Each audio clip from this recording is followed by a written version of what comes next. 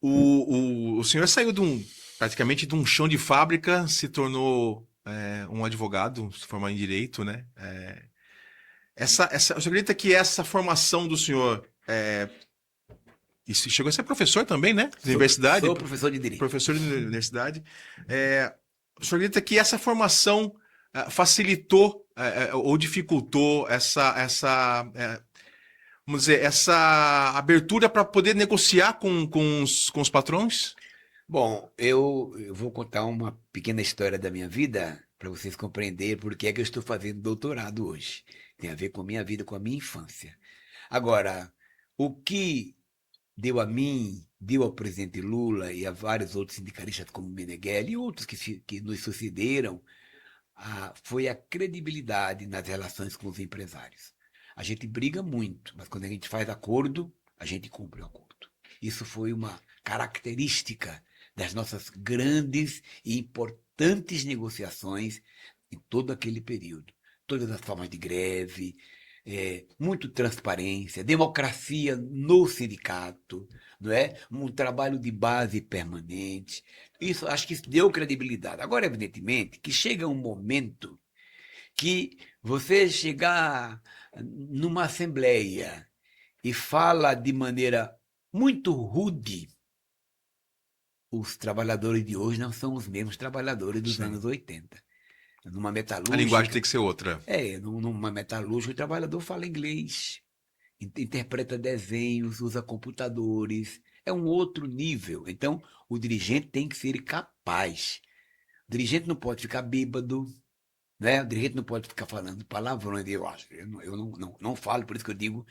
Por quê? Porque se pode satisfazer um ou outro que pensa assim, mas a grande massa quer saber concretamente a sua situação, como resolver. E tem aquele ditado: cão que ladra não morde, não é? É. Então, muito cuidado com isso. Mas por que é que eu continuo estudando? Eu, quando menino, no sertão do Rio Grande do Norte, no meu Acari, cidade que eu não esqueço. Jamais vou lá quase todos os anos. Às vezes vou 2 vezes no ano, às vezes passo 2 anos sem ir. Às vezes vou todos os anos, sobretudo quando chove muito, que é uma terra seca, e tem um belo açude de gargalheiras lá, que é uma coisa maravilhosa. Menino, meus pais da roça, eu também, evidentemente. E quando eu ia para a escola, a minha mãe, naquele tempo, não tinha merenda dada pela instituição. Éramos nós que levávamos. Então, minha mãe dava um pedaço de rapadura num saquinho, colocava, desenhou a letra V para eu ficar mais Aham. empolgado, e eu ia com muita alegria, aquele pedacinho de rapadura, e oferecia para os outros, mas os outros tinham ali pão, doce, tinha outras coisas que a gente não tinha, né? E até oferecia para as pessoas. Mas um dia eu descobri, antes de eu chegar, que um falou, e já chegou Vicente Rapadura. E o outro falou, rapadura com farinha. Rapaz, eu fiquei, naquele tempo não tinha palavra, bole. Eu fiquei tão envergonhado, triste, porque, puxa vida, parei de estudar, não tive mais coragem de ir para a escola. Aí perdi um tempo. Depois retomei, já com uma certa idade. Aí tive que parar com a cerca de 70, que tinha 14 anos. Bom, só voltei a estudar quando eu vim para São Paulo, em 76. E o presidente do sindicato, quem era? Luiz Inácio Lula da Silva. E o Lula, eu me associei ao O senhor tinha sindicato em quantos 70. anos nessa época? Quando eu me associei ao sindicato, eu tinha 76. 21 anos. Em 76 eu tinha 20. Eu me associei em 77. E em 81 já estava sendo vice-presidente do sindicato. É um Olha, atrevimento, hein? rápido, né? E aí, o Lula criou uma escola chamada Centro Educacional Tiradentes, e nessa escola ele fala: isso aqui é para que os operários não tenham motivo para não estudar. Porque nós trabalhávamos 15 dias, no caso meu, da Mercedes-Benz, 15 dias das 6 da manhã às 14, mais 15 das 14 às 22, mais 15 das 22 às 6. Então, ia estudar que hora? De manhã, de tarde, à Difícil, noite? né? Não dava, né? Sim. Aí ele obrigou, quer dizer, definiu como uma dinâmica escolar, uma pedagogia escolar, seguinte: a mesma matéria que é dada de manhã, é a mesma tarde, é a mesma noite. Portanto, o horário que o aluno vier, ele terá aquela matéria. Foi assim que eu terminei o primeiro grau, já que eu cheguei aqui semi-analfabeto. Mas eu sempre me lembrava do danado do Vicente Rapadura. É, Sempre me lembrava. marca, né? Não tem Nossa, como. foi muito difícil para a Não minha tem vida, como. né? É. E aí, bom, me envolvi no movimento sindical, vice-presidente, depois presidente, depois caçado pela ditadura, aí presidente da CUT, né? Na CUT eu descobri um sistema que eu adorava. Eu quando ia para a fábrica, ligava a televisão antes na hora do café, aí tinha lá o programa Telecurso Segundo Grau. Telecurso, exatamente. Aí foi ali que eu fiz o segundo grau.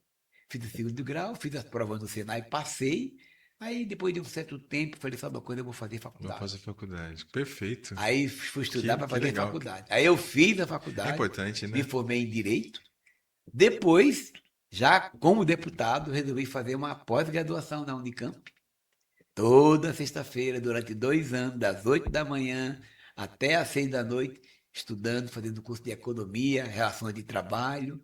Fiz, e há 3 anos atrás, resolvi fazer um doutorado. Doutorado. Fiz as provas na USP, passei nas provas, tive uma dificuldade, porque o doutorado é 2 línguas que se exige na USP, né? Eu tinha que escolher entre alemão, espanhol, francês, que eu não sabia de nada, nem de alemão, era italiano.